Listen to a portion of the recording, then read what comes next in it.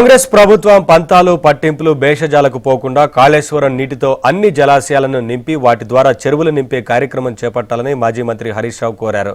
సిద్దిపేట జిల్లా గజ్వేల్లో ఆషాఢ బోనాల సందర్భంగా ఎమ్మెల్సీ యాదవ్ రెడ్డి మాజీ ఎఫ్డీసీ చైర్మన్ వంటేరు ప్రతాప్ రెడ్డితో కలిసి మహంకాళి అమ్మవారిని దర్శించుకున్న హరీష్ రావు అమ్మవారికి ప్రత్యేక పూజలు నిర్వహించారు.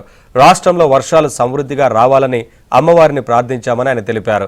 మేడిగడ్డ వద్ద 40,000 క్యూసెక్కుల నీరు ప్రవహిస్తుందన్న హరీష్ రావు బ్యారేజీ గేట్లు తెరిచి ఉన్నప్పటికీ నదిలో ఉన్న నీటి ప్రవాహానికి అనుగుణంగా 4 మోటార్లు నడిపించుకునే అవకాశం ఉందన్నారు. ఈ కరువు పరిస్థితుల్లో కాళేశ్వరం నీటిని తీసుకొచ్చి చెరువులు కుంటలు నింపుకుంటే రైతాంగానికి మేలు జరుగుతుందని హరీష్ రావు గుర్తు చేశారు.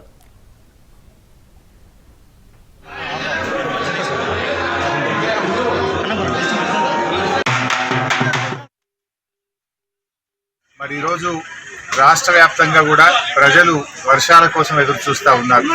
మన మహంకాళమ్మ దయతోని రాబోయే రోజుల్లో మంచి వర్షాలు పడాలని, ప్రజలందరికీ మంచి పంటలు పండాలని అమ్మవారిని ప్రార్థిస్తూ ఉన్నాం. ఎందుకంటే రాష్ట్రంలో ఈసారి వర్షాభావ పరిస్థితులు కనబడతా ఉన్నాయి.